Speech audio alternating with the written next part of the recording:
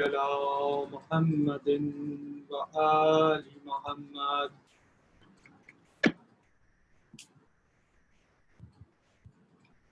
أعوذ بالله من الشيطان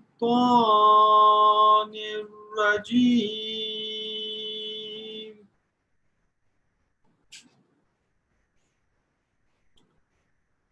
بسم الله الرحمن الرحيم.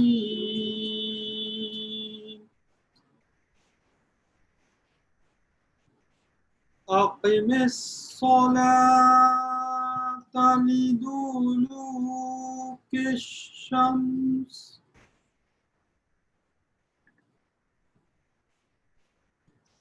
لدلوك الشمس إلى غسق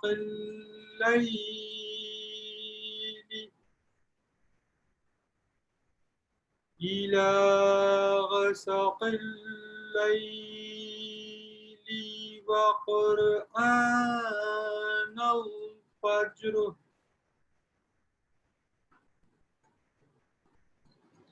إنا قرآن الفجر كان مشهودا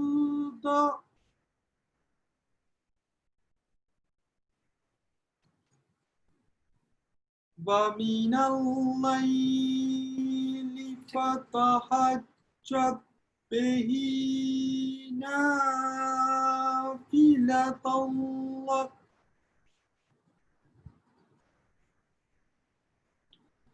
عسى أن يبعثك ربك مقاما محمودا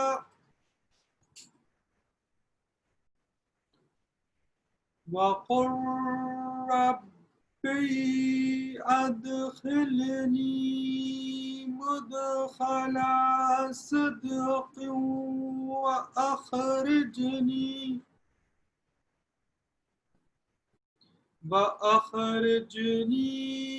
مخرج صدق واجعل لي من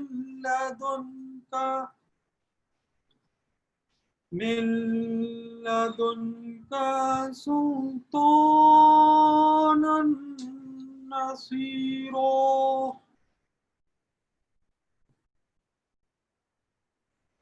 وقل جاء الحق وزهق الباطل إن الباطل كان زهوقا وننزل من القرآن ما هو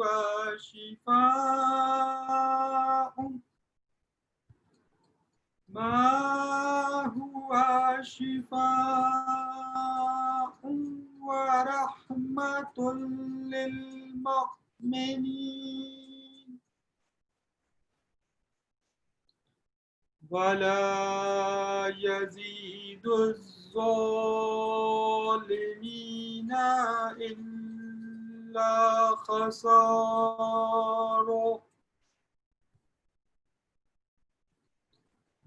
صدق الله العلي العظيم وصدق رسول الكريم. اللهم صل على جواز صاحب. جی مولانا دو نوحے پڑھ لیں گے آج، ایک میں پڑھوں گا، دو بند میں بھی پڑھوں گا نوحے کے.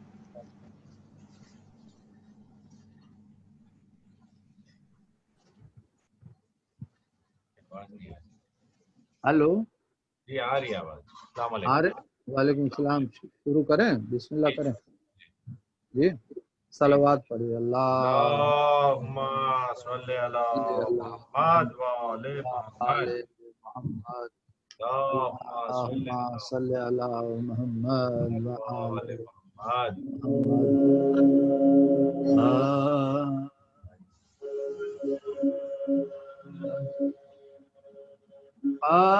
قاسم کا حال دیکھ کے رونے لگے حسین. قاسم کا حال دیکھ کے رونے لگے حسین. دل کو پکڑ کے بیٹھے شہنشاہ مشرقین.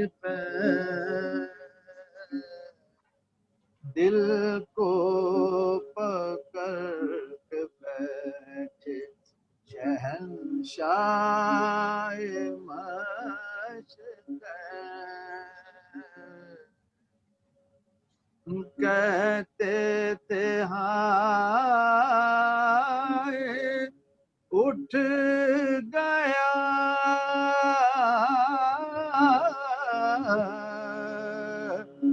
کہتے تھے ہائے اٹھ گیا دنیا سے میرا چین. یا رب غریب ہو گیا زہرا کا نور ہے. یا رب غریب ہو گیا زہرا کا نور ہے. قاسم کا حال روئے یہ کہہ کے سید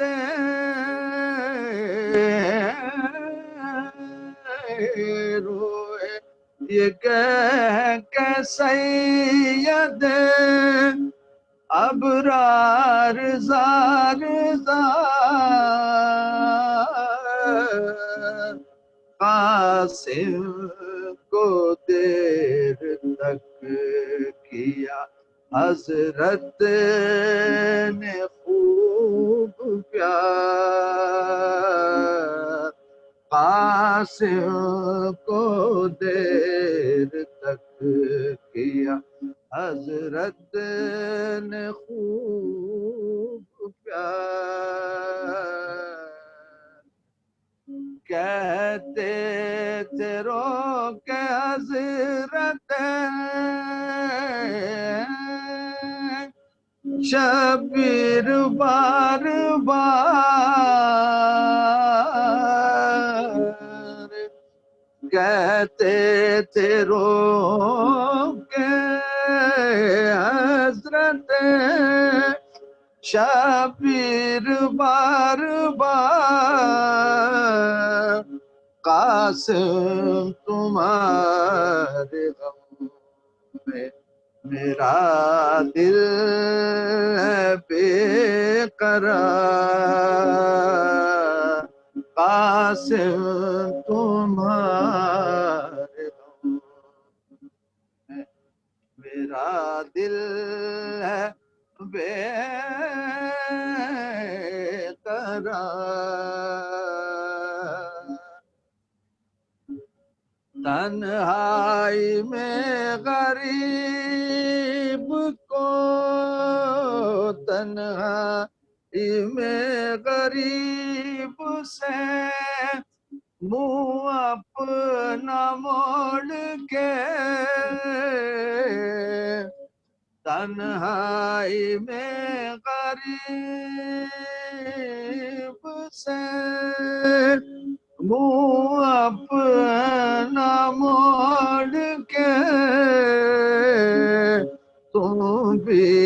چلے حسین کو جنگل میں چھوڑ کے، تم بھی چلے حسین کو جنگل میں چھوڑ کے، قاسم کا حال دیکھ کے رونے لگے حسین.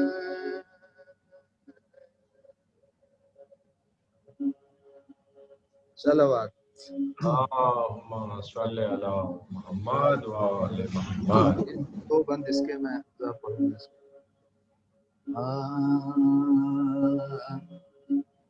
ہم سے غم شبیر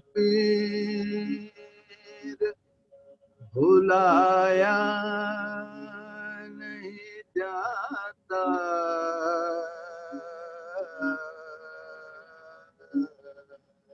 ہم سے غم شبیر بھلایا نہیں جاتا، یہ داغ کلیجے کا دکھایا نہیں جاتا، یہ داغ کلیجے کا دکھایا نہیں جاتا،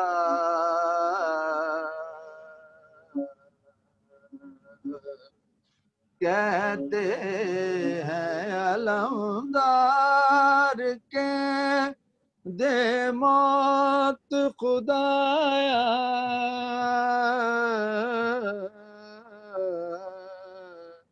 کہتے ہیں علمدار کے دے موت خدایا،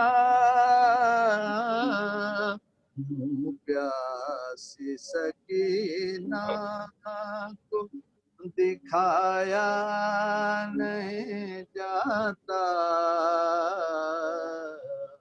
پیاسی سکینہ کو دکھایا نہیں جاتا، سیراب نہ کر تیر سے اصغر کو تو ظالم،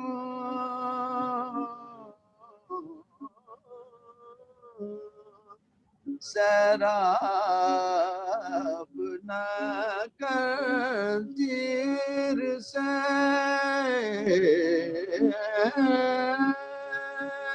اصغر کو تو ظالم،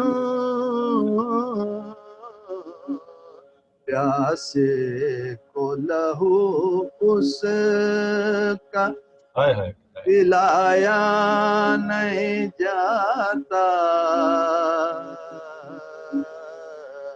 پیاسے کو لہو اس کا پلایا نہیں جاتا، ہم سے غم شبیر. صلوات. اللهم صل على محمد وآل محمد. سبحان اللہ سبحان اللہ.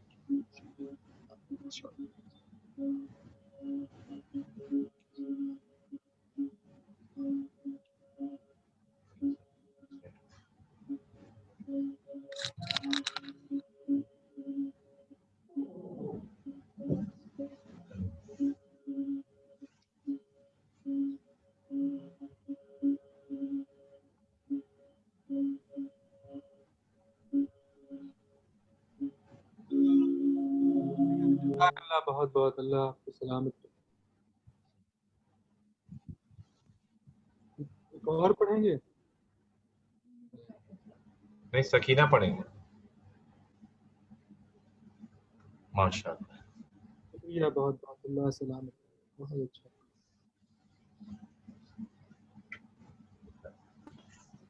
اللہم صلی علی محمد وآل محمد.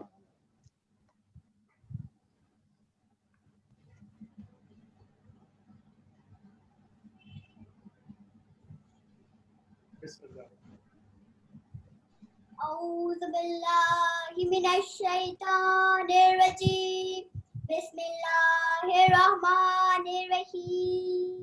الحمدللہ رب العالمین والصلاة والسلام علی اشرف الانبیاء والمرسلین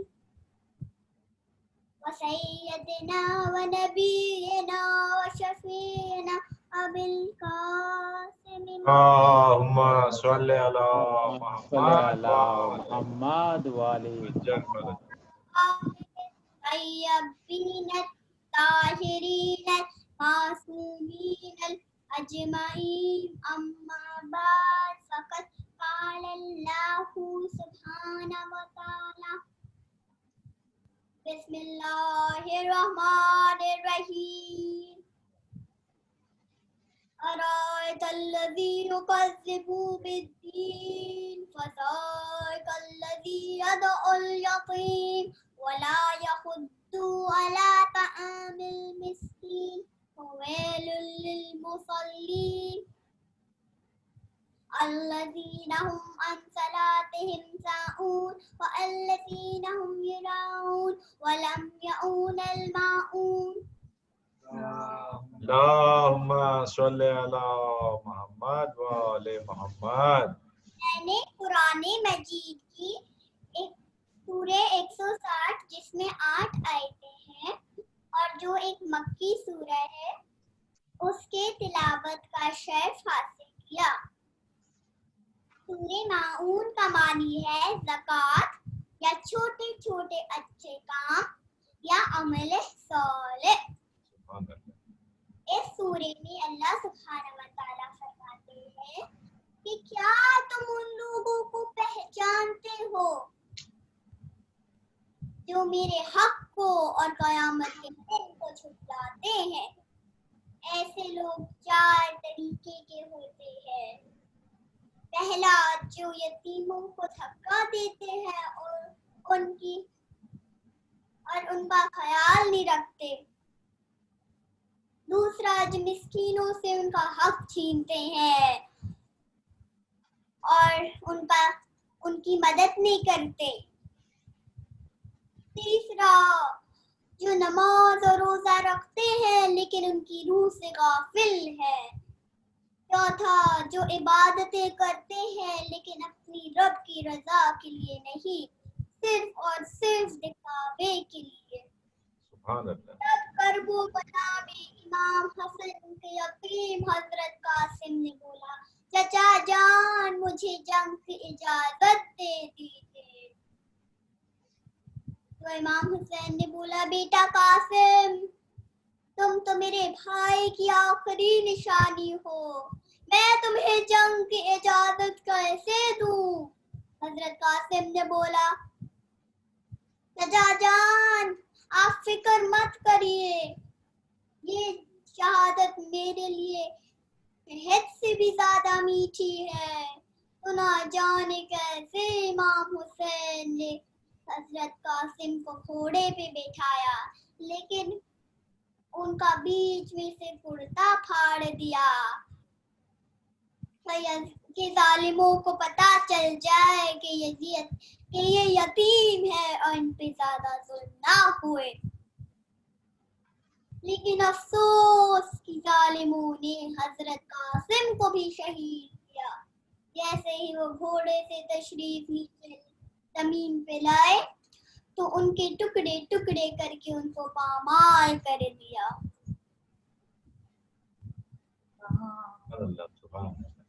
اللهم صل على محمد وآل محمد.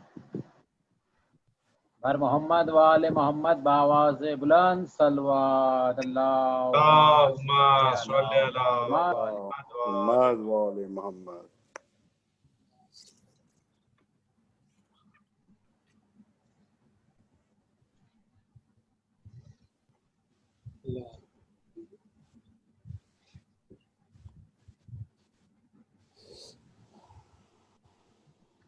فاتحہ.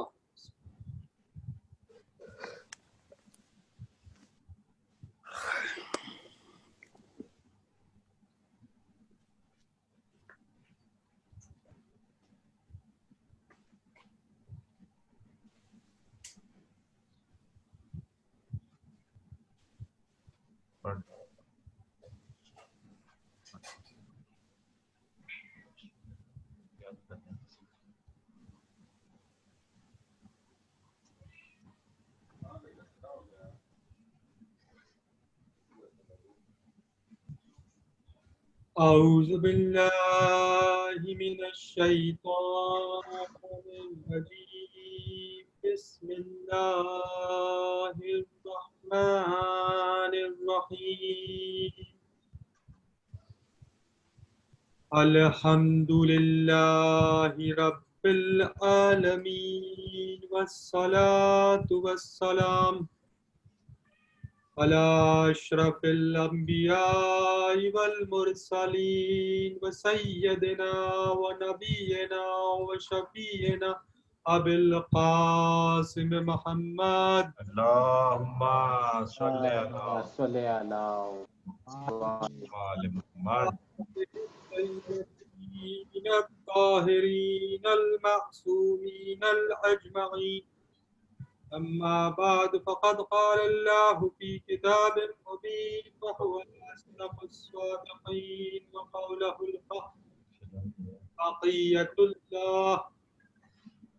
بقية الله خير لكم إن كنتم مؤمنين. صلوات. اللهم صل على محمد وآل محمد.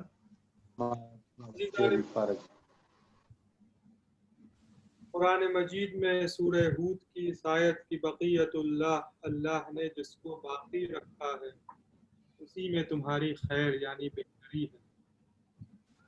اس کی روشنی میں طویل گفتگو آپ سے، یہ آج 7ویں منزل، جس میں میں آپ کی خدمت میں عرض کر رہا تھا کہ ہماری کوشش یہ ہے یہ سمجھنا کہ جو امام زمانہ علیہ السلام کے مددگار ہیں، محمد و آل محمد. یعنی ہیلپرس آف المہدی علیہ السلام ہیں، ان کے اندر کیا خصوصیات پائی جاتی ہیں. یہ کہ اگر ہم یہ سمجھ گئے، اللہ ہمارے پاس ایک اپرچونٹی ہے کہ ہم بھی کچھ ایسی چیزیں اپنے اندر پیدا کریں کہ ہم بھی امام زمانہ علیہ السلام کے ٹینٹ میں شامل ہو جائیں، سبحان اللہ. کے سائے میں آ جائیں. اس میں میں نے آپ کی خدمت میں فتوحات المکیہ سے 9 نشانیاں، 9 کیریکٹرسٹکس، 9 ایٹریبیوٹس جو ہیلپرس کے ہیں، جو امام کے مددگار ہیں، ان کے بارے میں ذکر شروع کیا تھا، جس میں پہلی خصوصیت یہ ہے کہ ان کے پاس نگاہ بصیرت پائی جاتی ہے، یعنی ان کی نگاہ ظاہر اور باطن دونوں پر رہتی ہے. اور آسان لفظوں میں میں نے آپ کی خدمت میں عرض کیا کہ یہ حضرات ایموشنل نہیں ہوتے، یعنی ایموشنلی ریاکٹ نہیں کرتے سچویشن پر. مولائے کائنات حضرت علی ابن ابی طالب علیہ السلام اللهم صل على محمد و آل محمد. وہاں میں ارشاد فرما رہے ہیں کہ کن فی الفتنۃ کابن اللبون. یہ پہلا حکمت بھرا جملہ ہے مولا کے، جو 450 تقریباً حکمت بھرے جملہ ہے، 3rd پارٹ آف نہج البلاغہ. میں نے آپ سے عرض کیا کہ ایک نوجوان نے مجھ سے کہا کہ نہج البلاغہ میں کیا ہے سوائے جنگوں کے، مجلسوں میں کیا ہے سوائے جنگوں کے. یہ ہمارا نوجوان ہے. صرف ایک چھوٹے سے جملے کا وزن کو سمجھنے کی کوشش کریں کہ نہج البلاغہ میں کیا ہے. مولا فرماتے ہیں جب کوئی فتنہ اور فساد ہو، کن فی الفتنۃ، جب فتنہ اور فساد ہو تو کیا کرنا چاہیے؟ مولا فرما رہے ہیں کن فل فتنتی کا ابن اللبون، تو اونٹ کے اس بچے کی طرح بن جاؤ سبحان اللہ. جس کی عمر 2 سال کی ہوگی. جب فتنہ اور فساد ہو، جب فتنہ ہو تو اونٹ کے اس بچے کی طرح بن جاؤ جس کا نہ دودھ دوہا جا سکے نہ جس پہ سواری کی جا سکے. مولا کا حکمت بھرا جملہ ہے، یعنی ایموشنلی ریاکٹ مت کرو، یعنی ایک دم نیوٹرل بن جاؤ. اس لیے کہ جب اس طرح کا فتنہ ہوتا ہے تو تمہیں نہیں معلوم تمہارا کون استعمال کیسے کر رہا ہے. سبحان اللہ. اور ہمارے یہاں کتنا کانٹمپرری، کتنا امپورٹنٹ جملہ ہے مولا کا. نہج البلاغہ میں سب سے پہلا حکمت بھرا جملہ یہی ہے. فتنہ کیا ہے؟ کہا جب فتنہ ہوتا ہے یعنی کوئی بہت بڑا پروٹیسٹ ہو رہا ہوتا ہے، جب سول ڈس اوبیڈینس ہو رہا ہوتا ہے. آپ دیکھیں عرب اسپرنگ کو دیکھیں اور تمام طرح کے جو پولیٹیکل حالات چاہے ہمارے ملک میں ہوں یا باہر ہوں چل رہے ہیں، تو فتنے کے وقت مجھے یاد ہے 2011 میں امریکہ میں تھا جب نان وائلنٹ عرب اسپرنگ شروع ہوا تھا تحریری اسکوائر پہ. دیکھیں کتنے نوجوان جو freedom, Liberty, democracy, human values, human rights میں یقین رکھتے تھے، بلڈ لیس یعنی مسلمان اور عیسائی مل کر ریولوشن کر رہے تھے تحریری اسکوائر میں. 18 دن تک یہ چلا اور اس کے بعد آج کیا حال ہوا؟ یعنی ایک فرعون گیا تو دوسرا آ گیا. یعنی آج سمجھ میں آیا جو نوجوان اس میں ایموشنلی ریئیکٹ کر رہے تھے، اللہ اکبر، آج وہ کئی سال سے جیلوں میں بند، کوئی سنوائی نہیں. تو مولا کا حکمت بھرا جملہ ہے کہ اگر فتنہ ہو اور تمہیں نہ معلوم ہو کہ یہ امام کی طرف سے ہے یا غیر امام کی طرف سے. بھائی امام کے مددگار ہوگے تو سمجھتے ہوگے، اگر امام کے مددگار نہیں ہو تو ایموشنلی ریئیکٹ کر رہے ہیں، تو اس فتنے اور سازش میں پھنس گئے. یعنی ہمیں لگا کہ ہم حق کی صدا بے لبیک کہہ رہے ہیں اور کوئی اور ہمارا پیچھے سے استعمال کر رہا تھا. گھر میں بھی آپ دیکھیں جب لڑائی ہو جائے اور کہا فلاں صاحب نے ایسا کیا اور فلاں رشتہ داروں میں، تو آپ نے فوراً ایموشنلی ریاکٹ کیا کہ نہیں ہم ان کو نہیں چھوڑیں گے. پھر کسی نے آپ کی وائس جو ہے وہ جلدی سے فون پہ ریکارڈ کر لی اور جا کر یہ وہ جو آپ کے عزیز تھے، رشتہ دار تھے، ان کو سنا دی. دیکھا ایموشنلی آپ نے ریاکٹ کیا تو اس کا نتیجہ یہ نکلا کہ کسی نے آپ کا استعمال کر لیا. سبحان اللہ. تو مولا کائنات فرما رہے ہیں کن فی الفتنتی کا ابن اللبون، جب فتنہ ہو تو اپنی نگاہ کو مستحکم رکھو. یعنی جو ظاہر میں دکھائی دے رہا اس کو تو سمجھو ہی، مگر اس کے پیچھے کیا سازش چل رہی ہے اس پہ بھی ذرا غور و فکر کرو اور اس کے بعد عمل کرو. یہ ہے پہچان امام وقت کے مددگاروں، یعنی ایموشنلی ریاکٹ نہیں کرتے. دوسرا ان کی پہچان یہ ہے کہ یہ سمجھتے ہیں کہ ڈیوائن ایڈریس کیا ہے، یعنی کیا الہامی، یعنی اللہ سبحانہ و تعالیٰ کی جو ذات ہے، اللہ اپنے بندوں سے کبھی ڈائریکٹلی مخاطب نہیں ہوتا. موسیٰ علیہ السلام کی الگ بات ہے کہ اللہ ڈائریکٹلی بات کرتا تھا، یا تو وہ الہام کے ذریعے، یا اگر رسول و پیغمبر ہیں تو وحی کے ذریعے، یا کسی پردے کے پیچھے سے کوئی اشارے کے ذریعے، اور یا پھر کوئی رسول و پیغمبر کے ذریعے یا امام کے ذریعے اپنے بندے سے مخاطب ہوتا. تو یہ جو حضرات ہیں امام کے مددگار، یہ ایسی کیفیتوں کا انتظار کرتے ہیں، یہ ریفلیکٹ کرتے ہیں کہ یہ اگر مجھے عمل کرنا ہے تو کیا اس میں اللہ کی رضا شامل ہے یا نہیں شامل. یعنی آپ آسان لفظوں میں بتا دوں، یہ استخارہ کرتے ہیں. یعنی اگر شادی کرنی ہے تو یہ پہلے سوچتے ہیں کہ کیا اس شادی میں اللہ سبحانہ و تعالیٰ کی رضا شامل ہے، یا یہ میری نفس چاہ رہا ہے کہ اس انسان سے شادی کر لوں اس لیے کہ بہت دولت و ثروت حاصل ہو جائے گی۔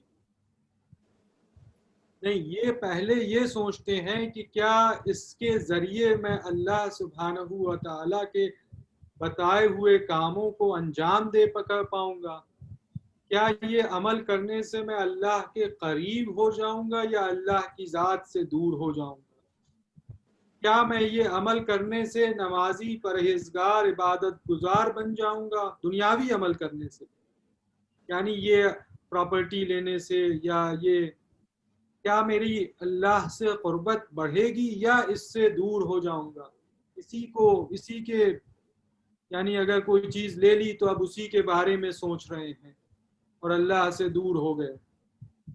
تو یہ ڈیوائن انسپریشنز کا انتظار کرتے ہیں۔ تیسری خصوصیت یہ ہے،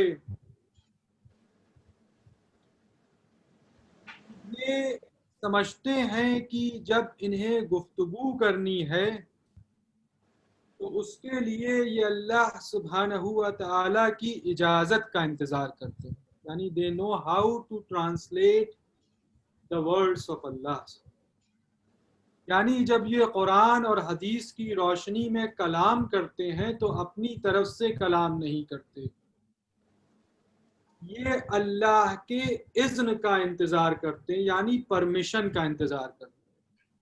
ان حضرات میں اور ان حضرات میں فرق ہے جو 40 دن کے چلے میں گئے، ابھی تک تو عام انسان تھے مگر 40 دن کے جب چلے پہ گئے تو اس کے بعد مولانا تشریف لے آئے، اب ہر حدیث اور ایسا کرنا ہے، یہ نہ کرو، ویسے کرو، ایسے کرتا پہنو، ویسے پاجامہ پہنو، ایسے اٹھو، ایسے بیٹھو، یہ دعا پڑھو، بہتر عمل کی تلقین ہے۔ مگر عزیزان محترم، یہ جو حضرات ہیں یہ اس طرح سے عمل نہیں کرتے جو امام المہدی علیہ السلام کے حضرات ہیں۔ یہ ٹوکا ٹوکی، لوگوں کو ڈرانا دھمکانا، ان سب میں یقین نہیں رکھتے۔ لا اکراہ فی الدین، دین میں کوئی جبر نہیں ہے۔ یہ سمجھتے ہیں کہ اللہ کے حکم کو اگر تعمیل میں لانا ہے تو اس کے حکم کو کیسے بیان کیا جائے، یہ صحیح الفاظ اور صحیح جملوں کا استعمال کرتے ہیں۔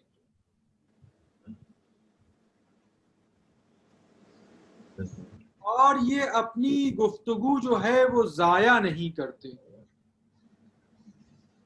یعنی ان کے پاس کلام فاضی یعنی ایمٹی ورڈز کے لیے ٹائم نہیں، یعنی یہ جب بیٹھتے ہیں تو ان کے پاس اگر مثال کے طور پر ایک فون ہوا تو کہا بھائی یہ کون سا فون ہے، کہا یہ سیمسنگ گیلیکسی ہے، دیکھیے اس کا 15 میگا پکسل کا کیمرہ ہے۔ ارے ہمارے پاس دیکھیے، ہمارے پاس آئی فون ہے، یہ 18 میگا پکسل کا کیمرہ ہے۔ اب 18 اور 15 میں کیا فرق ہے، اس پہ ایک بحث ہے، یہ اس کے جو پکسلز ہیں وہ زیادہ بہتر ہے، آپ دیکھیں، اور اس میں یہ ٹیکنالوجی ہے، یہ ٹیکنالوجی، یہ ان سب چیزوں میں اپنا وقت برباد نہیں کرتے، اس لیے کہ انہیں معلوم ہے کہ زندگی کے لمحات بہت کم ہیں اور اس میں بہت بڑا مشن انہیں انجام دینا ہے، اور وہ مشن میں نے آپ کی خدمت میں عرض کیا کہ پیس اینڈ جسٹس ہے۔ ان کے ذہن، ان کے بیک گراؤنڈ میں یہ کیا لیا کون ہے جس کو مدد کی ضرورت ہے، جہاں پر پیس کی ضرورت ہے، عدل کی ضرورت ہے، انصاف کی ضرورت ہے، کون ہے جس کے لیے یہ مدد فراہم کی جائے، اس کے پاس ذریعہ معاش نہیں ہے، کون بھوکا ہے، کون پریشان ہے، تو ان کے پاس اتنی فکریں ہیں کہ ان کے پاس یہ فکر کرنے کا وقت نہیں کہ ابھی کون سی نئی ٹیکنالوجی کا سیل فون یا کار ابھی ابھی لانچ ہوئی ہے۔ یہ حضرت مہدی علیہ السلام کے مددگار۔ اللہم صلی علی محمد و آل محمد۔ چوتھی خصوصیت ان کی یہ ہے کہ جو صاحب امر ہیں، جن کے پاس اتھارٹی ہے، جو صاحب علم ہیں، جن کے پاس علم ہے اور ان کی اپنی اپنی منزلت ہے، یعنی ان کی اپنی رینکس ہیں، یہ ان حضرات کو پہچانتے ہیں کہ کس کی کیا منزل ہے، کس کا کیا مقام ہے۔ یہ بہت بڑا علم ہے، اس کو سمجھنا، یہ ہر کسی کے پاس علم لینے نہیں پہنچ جاتے۔ قرآن مجید میں ارشاد ہوا یا ایھا الذین آمنوا اطیعوا اللہ واطیعوا الرسول واولی الامر منکم، اطاعت کرو اللہ کی، اللہ کے رسول کی اور ان کی جو صاحب امر ہیں۔ تو ان کو سب کا مقام پتہ ہے کہ اللہ کا کیا مقام ہے، اللہ کا حکم کیا ہے، رسول کا حکم کیا ہے، جو اول الامر ہیں یعنی امام ہیں ان کا کیا حکم ہے، اولیاء اللہ کا کیا حکم ہے، مرجع تقلید کا کیا حکم ہے، کیا مقام ہے، صدیقین کا کیا مقام ہے، شہداء کا کیا مقام ہے۔ ان کو یہ سب کی اتھارٹیز پتہ ہے، ان کو ساری رینک ہائرارکی سب کچھ پتہ ہے، اس کا علم ہے۔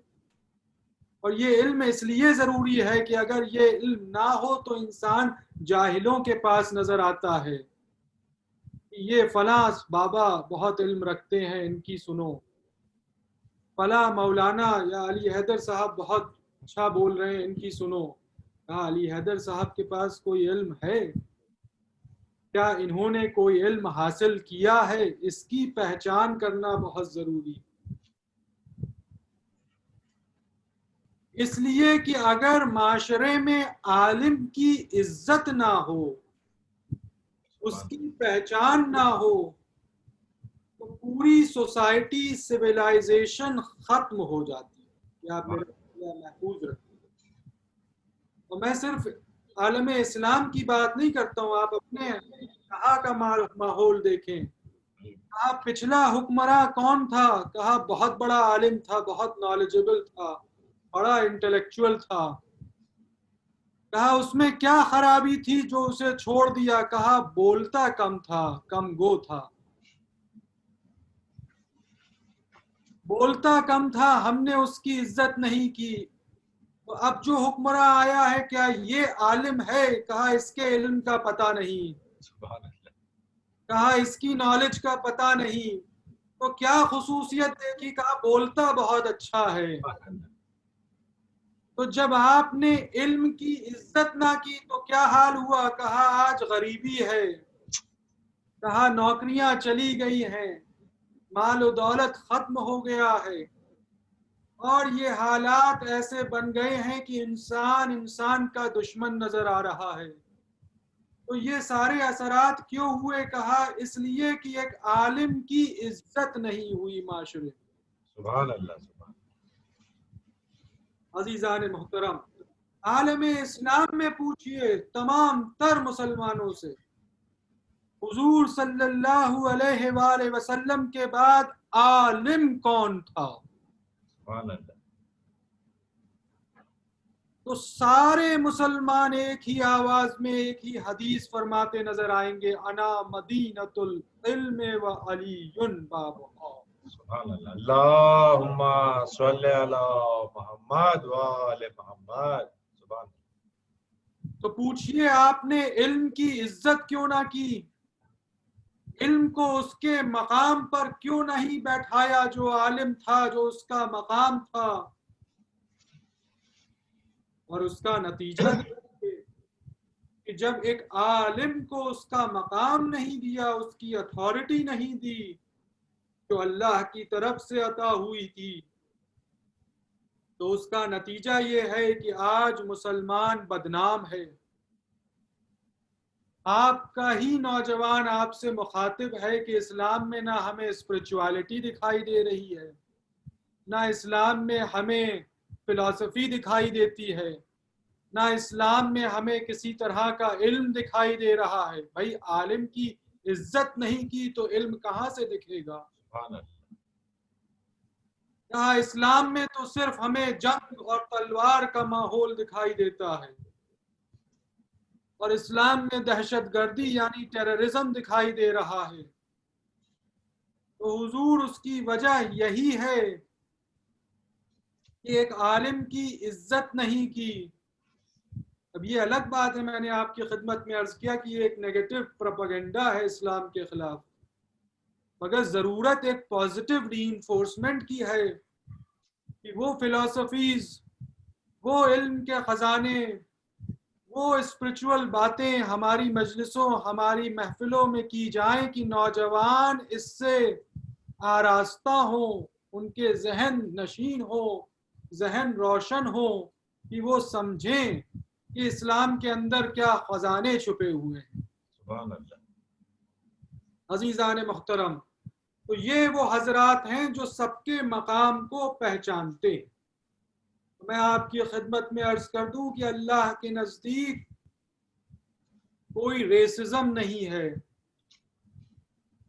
یعنی اللہ اسکن کے کلر کو نہیں دیکھتا کہ کون گورا ہے اور کون کالا ہے. اللہ کے نزدیک کوئی جینڈر بائس نہیں ہے کہ کون میل ہے کون فیمیل ہے. اللہ کے نزدیک کسی قبیلے کو، کسی خاندان کو کوئی بڑی فضیلت حاصل نہیں. اللہ کے نزدیک سب برابر ہیں، ساری تمام مخلوقات سب برابر ہیں. ارشاد فرماتا ہے کہ میں نے تمہیں مرد اور عورت سے پیدا کیا اور قبیلوں میں تقسیم کر دیا، کس لیے؟ تاکہ تم ایک دوسرے کو پہچان سکو، جان سکو. سبحان اللہ. تو فضیلت کس بات کی ہے؟ یہ اتھارٹیز ڈفرینٹ رینکس میں کیوں ڈیوائیڈڈ ہے؟ یہ ہائرارکی کس فضیلت پہ ہے؟ تو ارشاد ہوا کہ اللہ کے نزدیک جو کرم ہے، جو فضیلت ہے، اکرام ہے، وہ صرف اسی بنسبت ہے کہ ہم دیکھتے ہیں کہ ہمارے سامنے تقوی کے لحاظ سے کون بہتر ہے. سبحان اللہ. یعنی اگر یہ تقوی حبشی غلام بلال میں بہتر نظر آیا تو تمام عربوں کو چھوڑ کر حضور صلی اللہ علیہ وآلہ وسلم نے کہا بلال آج تم گلدستہ اذان پہ جا کر اذان دو گے، اس لیے کہ تمہاری آواز اللہ کو بہت پسند ہے. سبحان اللہ. سبحان اللہ. اللہم صلی علی محمد وآل محمد. وہ حجت خدا کے مددگار جو ہیں ان کی آنکھوں میں بھی کوئی ریسزم نہیں ہے. یہ صرف ایک نگاہ سے لوگوں کو دیکھتے ہیں، وہ ہے تقوی الہی، جس سے وہ اس کی اتھارٹی، اس کا منصب، اس کی منزلت کو سمجھتے ہیں اور ان کے بتائے ہوئے ہر عمل پہ، ہر حکم پر عمل کرتے نظر آتے ہیں. اور یہ ایک فضیلت ہے، پانچویں فضیلت، خصوصیت، کیریکٹرسٹک ہیلپرز کی، جب ان کو غصہ آتا ہے تو اس میں بھی یہ رحم دلی سے کام کرتے ہیں. سبحان اللہ. اس لیے کہ ان کو پتا ہے کہ بسم اللہ الرحمن الرحیم، اللہ کے تمام ناموں میں اس نے جو سب سے پسندیدہ نام اپنے چنے ہیں وہ رحمان اور رحیم ہے. اور جب اس نے اپنے حبیب کو اس دنیا میں بنا کر بھیجا تو ارشاد کیا وما ارسلناک الا رحمت للعالمین، سوائے اس لیے کہ تمام عالمین کے لیے آپ کو رحمت بنا کر بھیجا. سبحان اللہ. اور ارشاد ہوا کتبہ علی نفسہ رحمہ، ہم نے اپنے اوپر رحمت لکھ رکھی.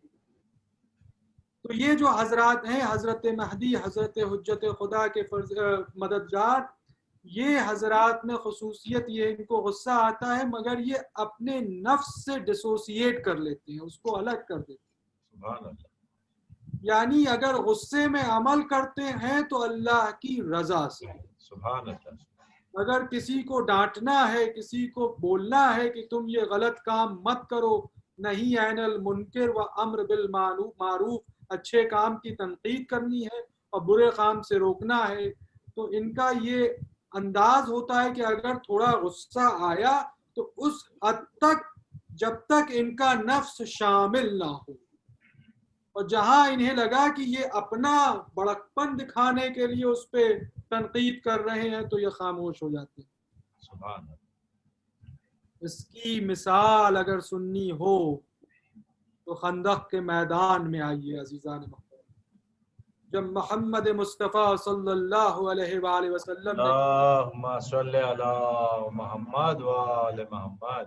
آج کل ایمان کل کفر کے مقابلے میں جا رہا ہوں، اور جب میرے مولا نے ایک ذوالفقار سے وار کیا ہے سامنے والے پہلوان کو، اور ایک گرد و غبار کا ماحول تھا، بجلی چمکی ہے، اور اس کے بعد دیکھنے والوں نے بتایا کہ علی اس کے اوپر سوار نظر آ رہے، اور ذوالفقار اس کا سر قلم کرنے والی تھی. اجرکم اللہ.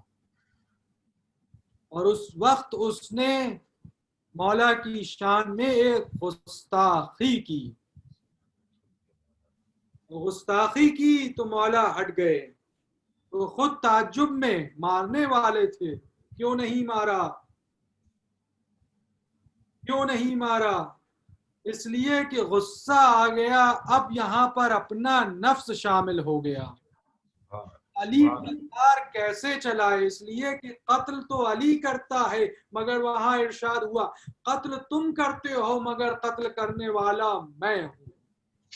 وما رمیتا اذا رمیتا، تم وار کرتے ہو مگر وار کرنے والا میں ہوں. یعنی جب اس میں رضا اللہ کی شامل نہ ہو اور انسان غصے میں آ جائے تو علی ہاتھوں کو روک لیتا ہے کہ اس میں اللہ کی اب رضا شامل نہیں، اس لیے کہ مجھے غصہ آ گیا. ایک صلوات پڑھیں گے محمد اللہم صلی علی محمد و آل محمد. بہتر مثال کیا ہوگی؟ عزیزان محترم، ساتویں خصوصیت یہ ہے، چھٹی خصوصیت، اور یہ بہت ہی آسان لفظوں میں سمجھ سکتے ہیں آپ کہ ان کی خصوصیت یہ ہے، یتلون آیات اللہ عن اللیل وہم یسجدون. امام زمانہ کے کچھ مددگار ایسے ہیں، کم از کم کچھ تو ایسے ضرور ہیں، اور یہ ایک لمحہ فکریہ ہے کہ یہ ضرور ہوں گے، جو رات بھر اور دن بھر اللہ کا ذکر اور اس کی کلام کی تلاوت میں مشغول رہتے. سبحان اللہ. اس لیے کہ قرآن میں ارشاد ہوا انا قرآن الفجر کان مشہودا، جو فجر کے وقت قرآن کی تلاوت کرتا ہے اس کی میں گواہی دیتا ہوں. سبحان اللہ. اللہ جو ہے وہ قرآن کی تلاوت کی شہادت دیتا ہے، یعنی وہ دیکھتا ہے کون کون تلاوت کر رہا. یہ روحانی جو روحانی حضرات ہیں ان کی غذا ہے، یعنی جن کی اور ملائکہ کی، ان کی غذا ہے قرآن کی تلاوت. ایک تفصیل بیان کی جا سکتی ہے، مگر مختصر کر کے میں کہوں کہ مہدی، امام المہدی علیہ السلام، he always keep few individuals at least around him، جو آپ کی حکومت ہے، جن کا کام صرف اور صرف تلاوت کلام پاک اور ذکر اللہ سبحانہ و تعالی. کیونکہ حضرت حجت کو نہ صرف ظاہر کی مخلوقات کا خیال رکھنا ہے بلکہ باطن کی مخلوقات کا بھی خیال رکھنا ہے. تو جب ظاہر میں وہ لوگوں کو رزق عطا کر رہے ہیں تو کچھ مددگار ایسے رکھتے ہیں جو باطن میں رزق عطا کر رہے ہیں، اور یہ ہے تلاوت کلام پاک اور اللہ سبحانہ و تعالی کا ذکر.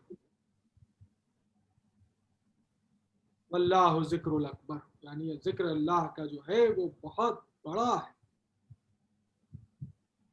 تو یہ حضرات، تو یہ بڑا ہی آسان طریقہ ہے. اگر حضرت حجت کے ٹینٹ میں شامل ہونا ہو تو کم از کم انسان روز تلاوت کلام پاک کرے اور اللہ کا ذکر کرے، تو انشاءاللہ کم از کم اس عمل سے اللہ اور اللہ کے حجت اسے اس سائے میں شامل کر لے، اپنے مددگاروں میں شامل کر لے. ساتواں ان کا عمل یہ ہے یہ قرآن مجید کے حروف کو اور پڑھتے ہیں اور دنیا میں جو چیزیں ہو رہی ہیں ان تمام نشانیوں کو سمجھتے ہیں. قرآن مجید میں ارشاد ہوا وَمَا يَعْلَمُ تَأْوِيلَهُ إِلَّا اللَّهُ وَالرَّاسِخُونَ فِي الْعِلْمِ، یعنی جو اللہ کے کلمات ہیں اس کے انٹرپریٹیشنز، ہرمیونیٹکس، اس کی اندر چھپی ہوئی باتوں کو سمجھنا ہے تو یا تو اس کے مطالب اللہ جانتا ہے یا وہ جانتے ہیں جن کو ہم نے علم دیا. سبحان اللہ. جب یہ ایسے عالم یعنی امام کے مددگار ہیں تو ان کو سمجھ میں آتا ہے کہ چیزوں کے اندر جو چھپے ہوئے معنی ہیں اور مطالب ہیں وہ کیا ہیں. تو یہ ہر چیز کے معنی اور مطالب سمجھنے کی کوشش کرتے ہیں کہ ڈیوائن نیمز اور ڈیوائن ریالٹیز کیا ہیں.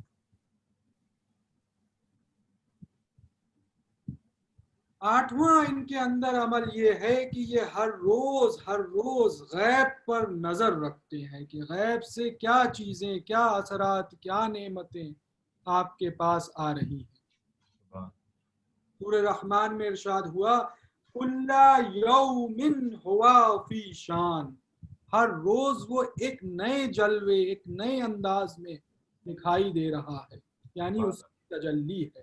آپ دیکھیں ہر روز صبح نماز کے بعد انشاءاللہ آپ ذرا مارننگ واک پہ جائیں اور چڑیوں کی چہچہاہٹ سنیں، تتلیوں پر نظر دوڑائیں، چھوٹی چھوٹی شہد کی مکھیوں پر نظر دوڑائیں، تو دیکھیں ہر روز ایک نیا جلوہ ہے، ایک نیا انداز ہے جس سے یہ مشیت اپنی نشانیوں کی پہچان کرا رہی.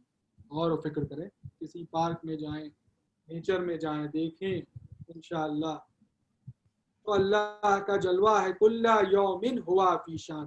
تو یہ جو حضرت حجت کے مددگار ہیں یہ ہر روز اس پہ فکر کرتے ہیں کہ آج غیب سے کون سی نعمت آنے والی ہے. ایوری ڈے ریفلیکشن ہے ان کا جس پہ ہمیں عمل کرنا ہے اور حضرت حجت کی مدد کرنی ہے. اور عزیزان محترم آخری ان کی صفت یہ ہے کہ they strive for doing good، یعنی لوگوں کی مدد کرنے کے لیے یہ مشقت کرتے ہیں، یہ محنت کرتے ہیں، یہ لگے رہتے ہیں، یہ جد و جہد کرتے ہیں کہ کسی کے لیے کچھ اچھا کر دیں.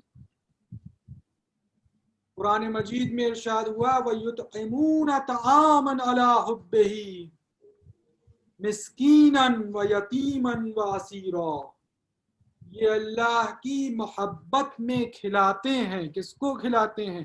مسکین کو کھلاتے ہیں، یتیم کو کھلاتے ہیں اور اسیر کو کھلاتے ہیں. اور یہ جد و جہد کرتے ہیں، اس انداز سے جد و جہد کرتے ہیں کہ ایک دن روزہ رکھا، جب مسکین نے سوال کیا تو ایک کھڑا ہوا، دوسرا آگے بڑھا، تیسرا آگے بڑھا، چوتھا آگے بڑھا، پانچواں آگے بڑھا اور 5 روٹیاں مسکین کو دے دی. دوسرے دن روزہ رکھا، 5 روٹیوں کا انتظام ہوا. اب اسیر نے سوال کیا، وہ یتیم نے اسیر نے سوال کیا تو 5 روٹیاں اسیر کو دے دی. اور تیسرے دن جب یتیم نے سوال کیا تو یہی انداز دکھائی دیا. تو یہ پوری جد و جہد کرتے ہیں، یہ بچاتے نہیں ہیں.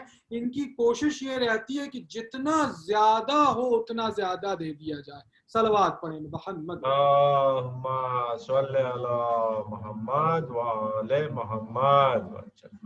تو عزیزان محترم امام جعفر الصادق علیہ السلام کا ایسے روایت ایک واقعہ ہے.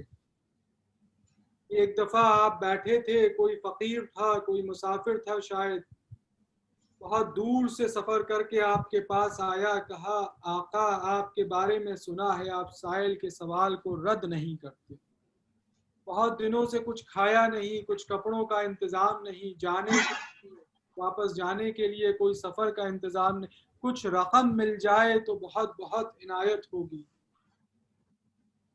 مولا بیٹھے تھے، ان کے پاس اس وقت کوئی رقم نہ تھی، تو مولا نے اپنے صحابی سے کہا، مددگار سے جو امام زمانہ کا مددگار تھا، کیا کوئی رقم ہے؟ کہا ہاں مولا 400 دینار ہیں شاید میں نے جو جٹائے ہیں پوری زندگی کے، میں ابھی لاتا ہوں. گیا جتنی رقم تھی وہ زندگی بھر کی وہ لے آیا. کہا مولا آپ کے سپرد ہے، آپ اس کا جیسے استعمال کریں. مولا نے 400 دینار اٹھائے اور اس کو دے دیے. کہا ہاں یہ کچھ پیسے تو ہیں، اب اس سے کچھ کام ہو جائے گا. وہ چلا، تھوڑی ہی دور گیا تھا کہ مولا نے صحابی سے کہا کہ جا کر اس کو واپس بلاؤ. وہ گیا، جا کے واپس بلایا. اب یہ جو واپس پلٹ کے آیا اس کو لگا کہ ان کے پاس زیادہ پیسے تو تھے نہیں. اس کے ذہن میں سوچا، کہا ان کے پاس زیادہ پیسے تو تھے نہیں، صرف 400 دینار تھے. کہیں ایسا تو نہیں کچھ پیسے واپس مانگ لیں. بھئی ان کے پاس پیسے نہ تھے، ان کے پاس جو پیسے تھے سارے دے دیے، تو کہیں ایسا تو نہیں کہ کچھ پیسے واپس مانگ لیں. مولا جو ظاہر پہ بھی نظر رکھتے ہیں اور باطن پہ، کہا تم جو سوچ رہے ہو ویسا نہیں ہے، ہم تم سے پیسے واپس نہیں لیں گے. تو کہا آقا پھر کس لیے بلا لیا؟ کہا بس اس لیے بلایا ہے کہ محمد مصطفیٰ صلی اللہ علیہ وآلہ وسلم کی حدیث ہے کہ جب کوئی صدقہ کرو تو بہترین صدقہ یہ ہے کہ تمہارے دینے کے بعد سائل کو کہیں اور سوال کرنے کی ضرورت نہ محسوس ہو، اس کو بے نیاز کر دو. تو تمہیں یہ جو رقم دی ہے یہ تمہارے سفر کے لیے کم ہے. میں نے ابھی اپنی ایک انگوٹھی ڈھونڈی ہے، یہ تم انگوٹھی لے لو، جب اور ضرورت پڑے تو اسے بیچ دینا. یہ تقریباً 10,000 درہم کی ہے، اس کے بعد تمہیں مانگنے کی ضرورت محسوس نہ ہوگی. صلوات پڑھیں محمد وآلہ. اللہم صلی علی محمد وآل محمد وجل. عزیزان محترم، یہ جو نوی صفت میں نے آپ کی خدمت میں عرض کی وہ یہ ہے کہ they strive towards doing good. میں نے آپ کی خدمت میں عرض کیا کہ اگر یہ تمام صفتوں کو ایک ساتھ دیکھنا ہے تو کربلا تشریف لائیے، اس لیے کہ کربلا میں یہ تمام صفتوں پر امام حسین یعنی اس زمانے کے جو امام زمانہ ہیں ان کے مددگار 72 مددگار سب کے سب ایک ایک شخص ہر ایک صفت پہ کامل نظر آ رہا. ان کی نگاہیں ظاہر پہ بھی ہیں اور باطن پہ بھی ہیں. ان کو اللہ کے کلام کی تعویل پتہ ہے، یعنی انر میننگز پتہ ہے. اور کس انداز سے پتہ ہے عزیزان محترم کہ امام پوچھ رہے ہیں کہ بتاؤ تمہارے نزدیک موت کیسی ہے، یعنی کلو نفس ذائقۃ الموت. اے بیٹا قاسم یہ بتاؤ موت کا مزہ کیسا ہے؟ کہا چچا میرے نزدیک موت ایسی ہے جیسے شہد سے زیادہ شیریں. یعنی موت کا مزہ موت ہونے سے پہلے بتا رہے ہیں کہ اس کے معنی کیا ہے، موت کا اصل مزہ کیسا ہوتا. اجرکم اللہ. یہ قاسم کون ہے، کیا سن ہے؟ کہیں تاریخ میں آیا 10 سال کا سن ہے، کہیں 11، کہیں 13. ایسی کم سنی ہے اس یتیم کی جو حسن کا یتیم ہے. عزیزان محترم، کہ امام مظلوم علیہ السلام اس طرح سے خیال کرتے ہیں قاسم کا.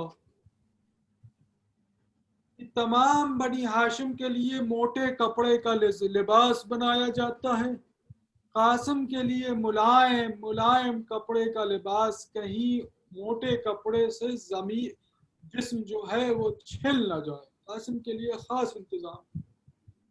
آپ اس جملے پر فکر کیجئے گا، اس لیے کہ یہ مصائب برداشت کرنے لائق مصائب نہیں. قاسم اجرکم اللہ.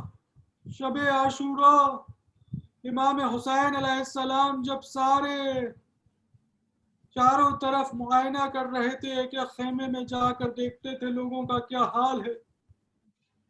خیمے کے پاس تشریف لائے جہاں پر 3 نوجوان تھے. ایک کا سن زیادہ تھا، حضرت عباس علم بردار شجاعت کے نغمے.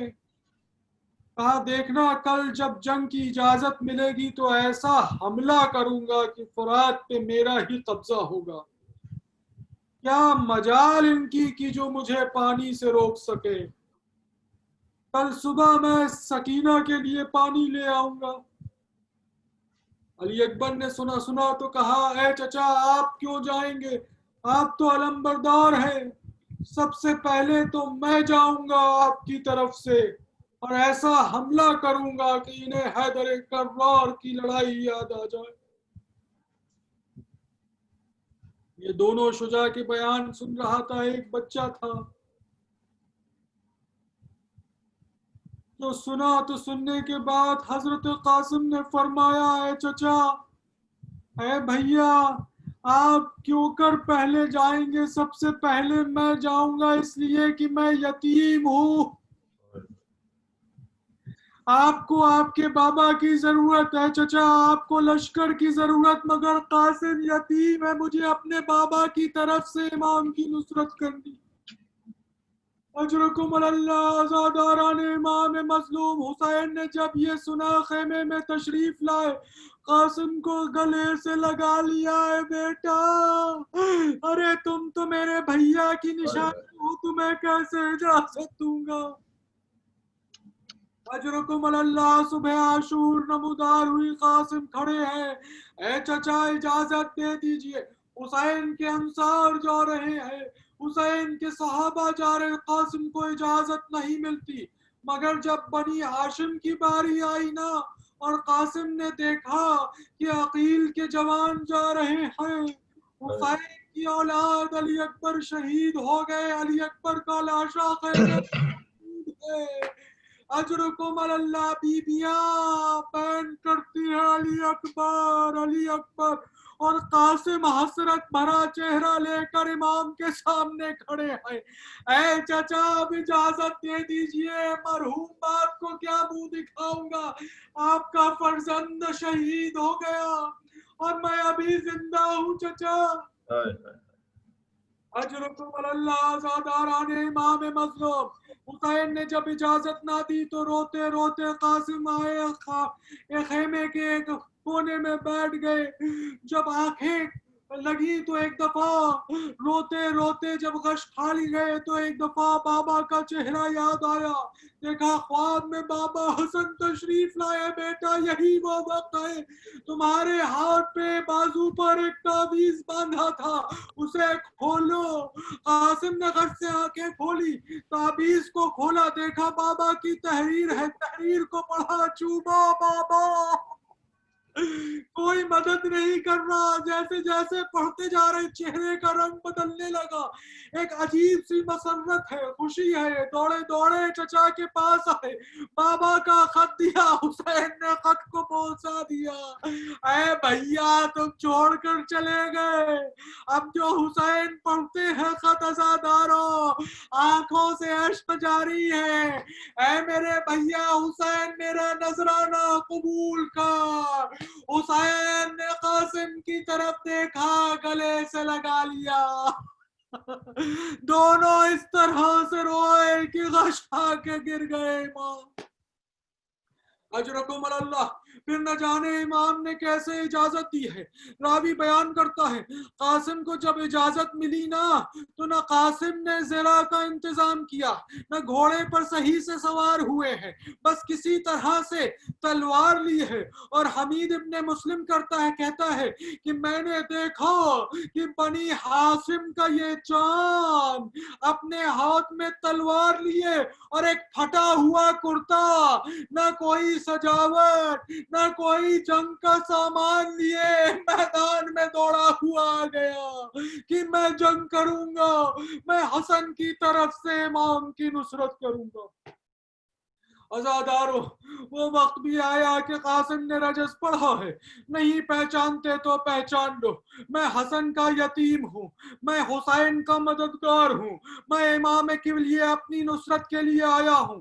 اب تم اپنے پہلوانوں کو بھیجو.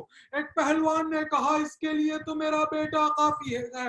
اپنے ایک بیٹے کو بھیجا، قاسم نے اس پہ وار کیا، اس کو نار جہنم کیا.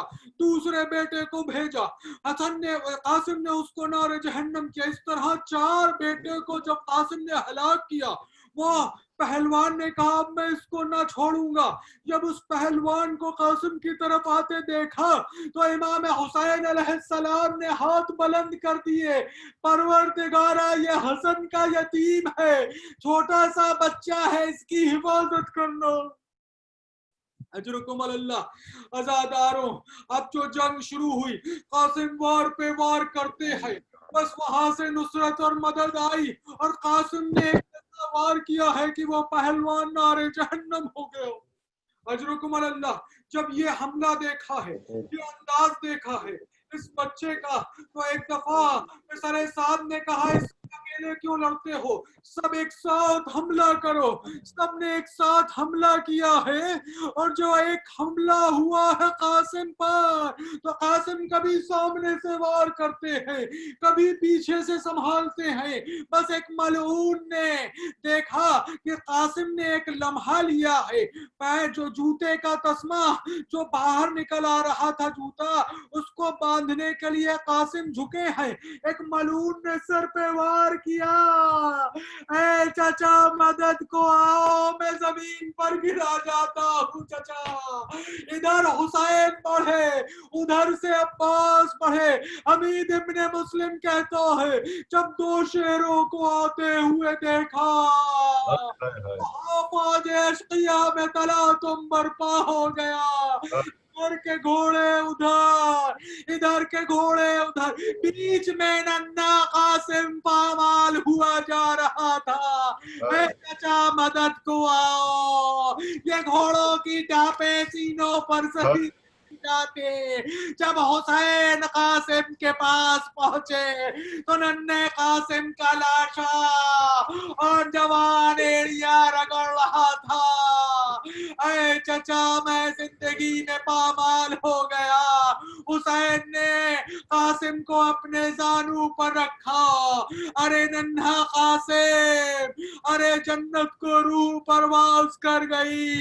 حسین نے قاسم کا لاشا خیمے میں لایا، علی اکبر کے پاس قاسم کی لاش کو بچھایا، اور بیویوں نے بہن کیا ہائے قاسم تم یتیمی میں اس دنیا سے رخصت ہو.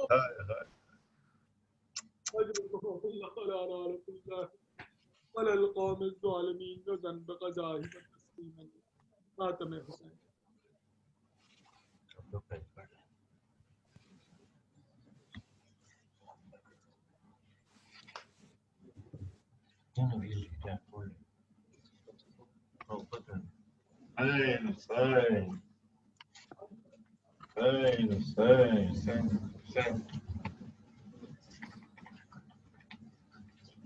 تپش ہے کربلا کا ذرہ ذرہ تیز جلتا ہے. تپش ہے کربلا کا ذرہ ذرہ تیز جلتا ہے. محمد کا نواسا خاک پر کروٹ بدلتا ہے. تپش ہے کربلا کا ذرہ ذرہ تیز جلتا ہے. لعینو سید سجاد پر گھوڑے نہ برساؤ.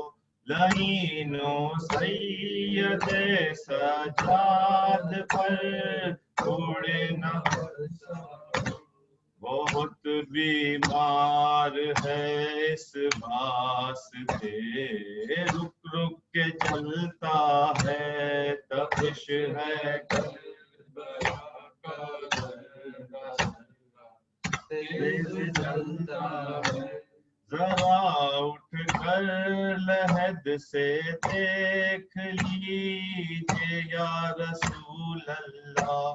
ذرا اٹھ کر لحد سے دیکھ لیجیے یا رسول اللہ. جنازے پر جنازہ آپ کے گھر سے نکلتا ہے، تپش ہے کربلا کا ذرہ ذرہ تیز جلتا ہے۔ کہاں ہے حضرت یعقوب دیکھے صبر کے جوہر، کہاں ہے حضرت یعقوب دیکھے صبر کے جوہر، ادھر کی گود میں کڑی الجماں کا دم نکلتا ہے، تپش ہے کربلا کا ذرہ ذرہ تیز جلتا ہے۔ دم رخسار جھکایا شاہ نے سر کو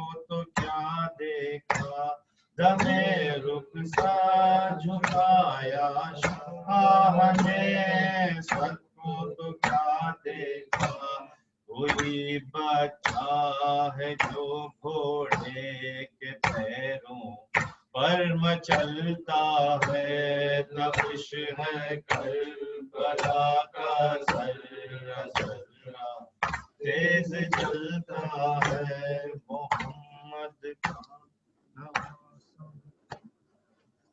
حسین حسین حسین حسین۔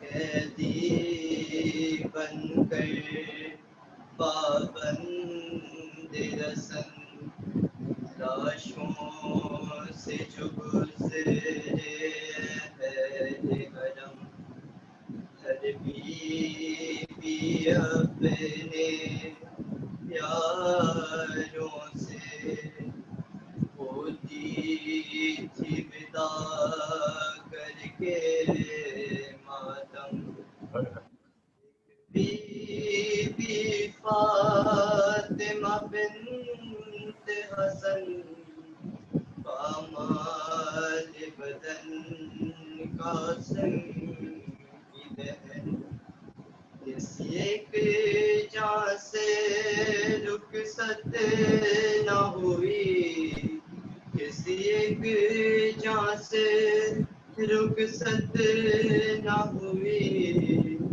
ٹکڑوں میں جو تھا بھائی کا بدن، کبھی اس ٹکڑے پر ہے قاسم، کبھی اس ٹکڑے پر ہے قاسم، ہے قاسم ہے قاسم، ہے قاسم ہے قاسم، ہے قاسم ہے قاسم، ہے قاسم ہے قاسم، کبھی صحرا دیکھ کے روتی تھی، کبھی گش کھا کے گر جاتی تھی، کبھی صحرا دیکھ کے روتی تھی، کبھی گش کھا کے گر جاتی تھی، پامال ہوا تھا بھائی جہاں، پامال ہوا تھا بھائی جہاں، اس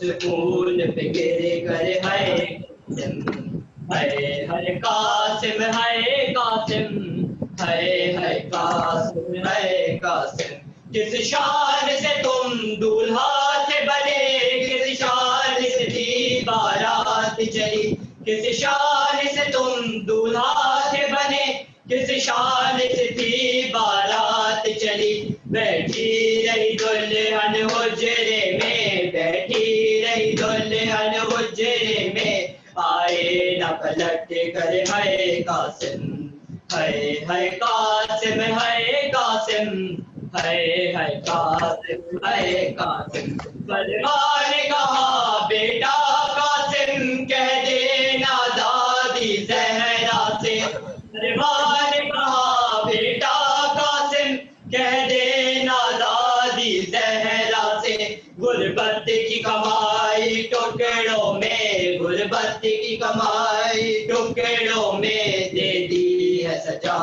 کر ہے قاسم، ہے قاسم ہے قاسم ہے قاسم ہے قاسم ہر ساتھ محرم کو مہندی تیری یاد میں قاسم اٹھتی ہے ہر ساتھ محرم کو مہندی تیری یاد میں قاسم اٹھتی ہے دولہا دولہا قاسم دولہا دولہا دولہا قاسم دولہا دولہا دولہا قاسم دولہا ہوتا ہے لبوں پر ہے قاسم ہے قاسم ہے قاسم ہے قاسم ہے قاسم یا حسین یا حسین یا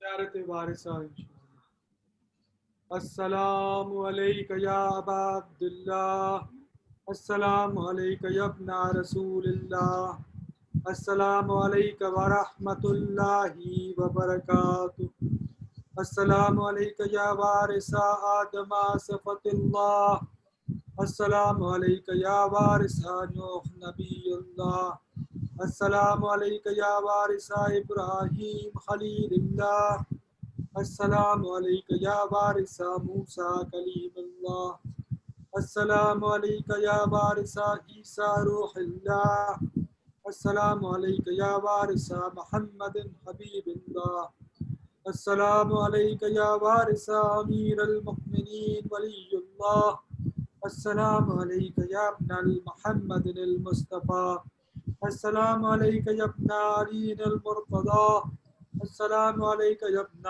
فاطمۃ الزہرا السلام علیک یا ابن خدیجۃ الکبریٰ السلام علیک یا سار اللہ وابن سارہ والبتر المعتور اشہد انک قد اقمت الصلاۃ وآتیت الزکاۃ وامرت بالمعروف ونہیت عن المنکر وأطاعت اللہ ورسولہ حتی أتاک الیقین ولعن اللہ امة قتلت ولعن اللہ امة ظلمت ولعن اللہ امة سمیت بذلک وردیت بہ یا مولاي یا ابا عبداللہ اشہد انک کنت نورا فی الاسلاب الشامخہ والارحام المطہرہ لم تنجسك الجاہلیہ بانجاسها ولم تلبسك من مدلحمات ثيابها واشهد انك من دعائم الدين واركان المؤمنين واشهد انك الامام البر التقي الرزي الزكي الهادي المهدي واشهد ان الائمه من ولدك كلمه التقوى واعلام الهدى والعروه الوثقى والحجة على أهل الدنيا وأشهد الله وملائكته وأنبياءه ورسوله أني بكم مؤمن وبإيابكم موقن بشرائع ديني وخواتيم عملي وقلبي لقلبكم سلم وأمري لأمركم متبع صلوات الله عليكم وعلى أرواحكم وعلى أجسادكم وعلى أجسامكم وعلى شاهدكم وعلى غائبكم وعلى ظاهركم وعلى باطنكم